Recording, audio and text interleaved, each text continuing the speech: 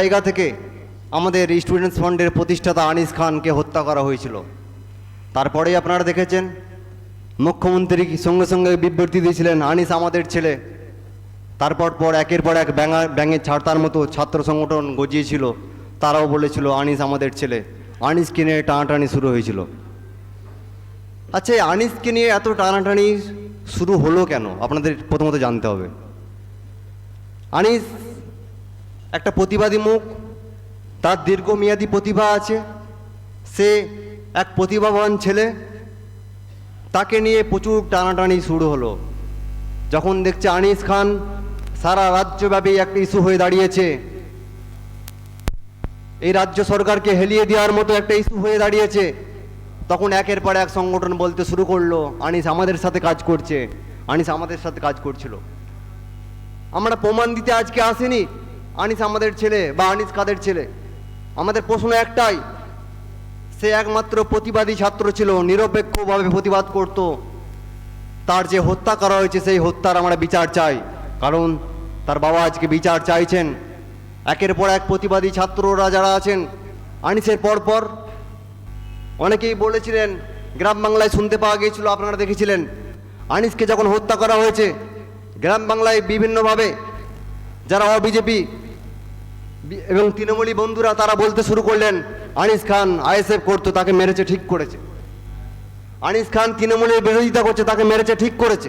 আমরা শুনতে হয়েছে আমাদেরকে, কারণ সে বলতে শুরু করেছিল একের পর এক যে আনিসকে হত্যা করা হয়েছে ঠিক হয়েছে, কারণ মুখ্যমন্ত্রীর বিরুদ্ধে তিনি বলতেন। আনিস খান একটা পার্থক্য তৈরি হয়েছিল কি জন্য?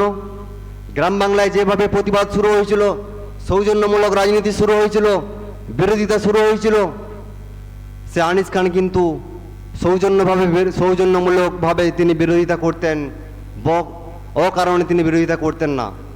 আমরা দেখতে হয়েছে আমাদেরকে। তো আমরা দেখতে পেয়েছি কি, যে আনিসের 2 বছর কেটে গেল, এখনো পর্যন্ত মমতা ব্যানার্জির 15 দিন সময় এখনো হলো না। কারণ আপনারা দেখেছেন পঞ্চায়েত ভোট গেল, সেই পঞ্চায়েত ভোটে কি অত্যাচার শুরু করেছিল এই শাসক দল। আনিসের পর থেকে শুরু করে আমাদের আলিয়া বিশ্ববিদ্যালয়ে এক ভাইকে খুন করা হয়েছিল,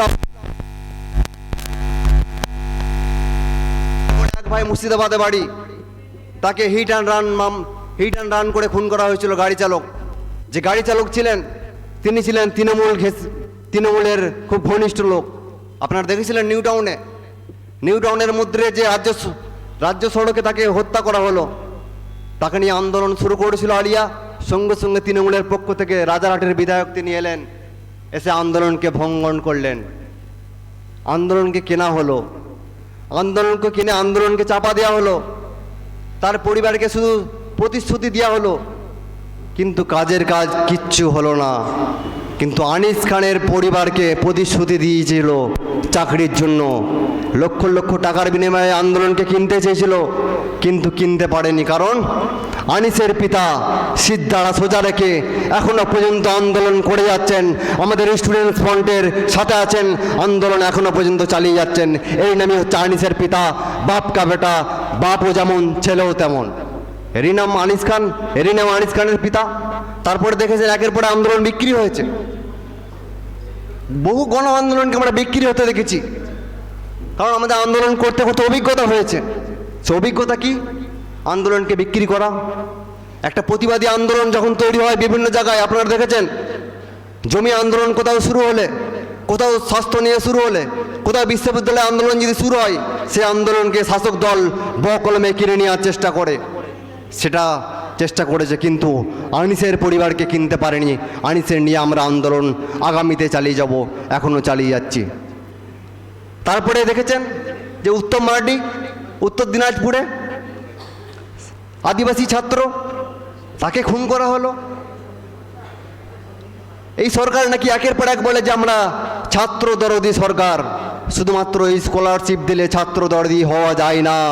ছাত্রকে প্রোটেকশন দিতে হয়, ছাত্রকে সুরক্ষা দিতে হয়, প্রতিবাদী ছাত্রদের ন্যূনতম সুরক্ষা দিতে হয়, তবেই বলা হবে ছাত্র দরদি। আপনি একদিকে স্কলারশিপ দিচ্ছেন 2000, 4000, 5000 টাকা, আর অন্যদিকে প্রতিবাদী ছাত্রকে পুলিশ দিয়ে রাতের বেলায় খুন করাচ্ছেন। সেই আমরা ছাত্রদারি সরকারকে আমরা দেখতে চাই না এই বাংলায়। আপনি বলুন, 2 বছর গেল, আনিস খানের নিয়ে আর কিছু হচ্ছে? রাজ্য সরকারের কোনো কথা আছে যে আমরা আনিসের বিচার পাইয়ে দিলাম বা আনিসের নিয়ে হয়েছে? শুধুমাত্র আনিসকে নিয়ে রাজনীতি হয়েছে, তাকে বিচার দেওয়া হচ্ছে না। কোনো একটা জায়গায় আমাদের সমস্যা হচ্ছে। আনিসের মতো হাজারো হাজারো ছেলেরা আজকে তৈরি হয়েছে, তারা দিকে দিকে আন্দোলন করছে, দিকে দিকে আন্দোলন করে যাবে। আগামীতেও আমরা এই আন্দোলন চালিয়ে যাব। আনিস খান একটা প্রতিবাদী ছাত্র, আমরা দেখেছি। একসময় এনআরসি আন্দোলন শুরু হয়েছিল না? গোটা ভারতবর্ষে এনআরসি আন্দোলন শুরু হয়েছিল। শাহিনবাগে যে আন্দোলন শুরু হয়েছিল আপনারা জানেন। এই কলকাতাও কিন্তু পাকসার কাছে আন্দোলন শুরু হয়েছিল, সেখানেও তিনি ছিলেন, নেতৃত্ব দিচ্ছিলেন। সেইখান থেকে আমাদের পরিচয়, আমরা জানতে পারি যে আনিস খান এনআরসি আন্দোলনের অন্যতম একটা মুখ। তাকে কিভাবে হত্যা করা হলো সেটা সবাই জানে। কিন্তু আমার প্রশ্ন আজকে এই বাংলায় প্রত্যেকটা ছাত্রকে যে খুন করা হচ্ছে, শুধুমাত্র আমরা মিছিল, ডেপুটেশন, একটা ছোট্ট কনভেনশন বা ইনডোরে একটা প্রোগ্রাম করলাম, তাতে আমাদের ফলপ্রসূ কী হচ্ছে? আমরা কি সফল হচ্ছি? অনেকে হয়তো প্রশ্ন করতে পারেন যে এত যে আন্দোলন হলো, এত ডেপুটেশন হলো, এত কিছু হলো, সফল কি আমরা হচ্ছি? অনেকেই তো প্রশ্ন করতে পারেন সফল আমরা হচ্ছি না।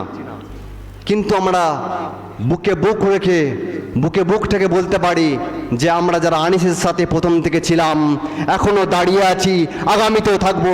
এটাই হচ্ছে আমাদের প্রতিশ্রুতি। আনিসের সাথে যখন আমি এসেছিলাম, যখন আন্দোলন করতে এসেছিলাম, মাত্র 3 থেকে 5 জন ছিলাম।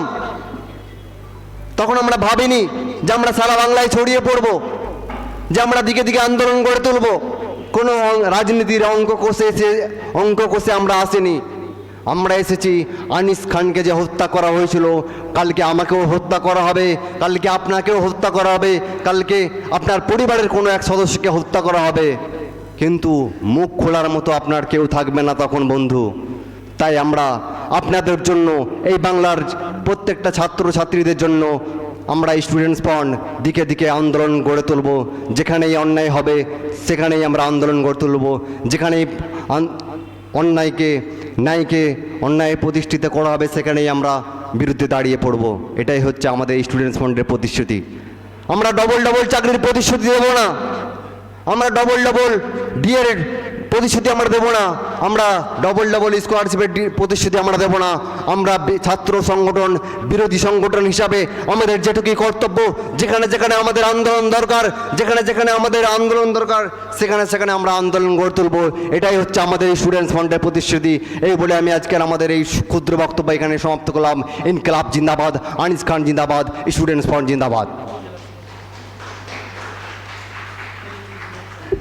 ছাত্র সে, তাকেও খড়গপুর আইআইটিতে র্যাগিংয়ের শিকার হয়ে খুন হতে হয়েছে।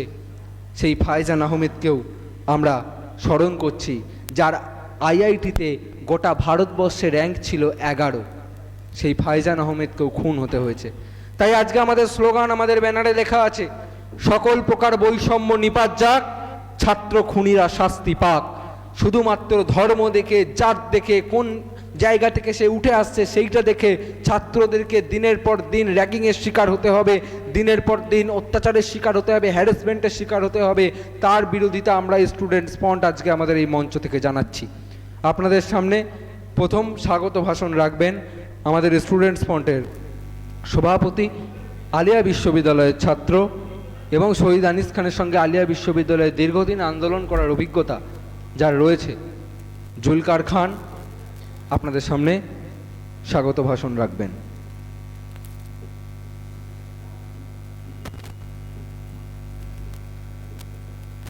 সকলকে ধন্যবাদ যে সকল সহযোদ্ধারা আমাদের ডাকে সাড়া দিয়ে এসেছেন। অনেকের সেমিস্টার এক্সাম হচ্ছে বা আপনারা জানেন উচ্চ মাধ্যমিক পরীক্ষা হচ্ছে, সেই কারণে অনেক আসতে পারেনি। তো আজকের যে বিষয় আপনারা জানেন যে ঠিক 2 বছর আগে আজকের দিনেই এই বাংলার তোলপাড় শুরু হয়েছিল প্রত্যেকটা যুবকের মধ্যে। কারণ শুধুমাত্র আইএসএফের ছাত্র সংগঠনের প্রতিষ্ঠাতা সদস্য বলে নয়, তিনি ছিলেন গণ আন্দোলন কর্মী, তিনি ছিলেন এনআরসি আন্দোলন কর্মী, তিনি ছিলেন আলিয়া বিশ্ববিদ্যালয়ের প্রাক্তনী, তিনি ছিলেন আরও অন্যান্য বিভিন্ন গণ আন্দোলনের কর্মী ছিলেন। সেই ছেলেটাকে রাতের বেলায় যে খুন করা হয়েছিল, শুধুমাত্র কি কারণ? চোখে চোখ রেখে প্রতিবাদ করেছিল।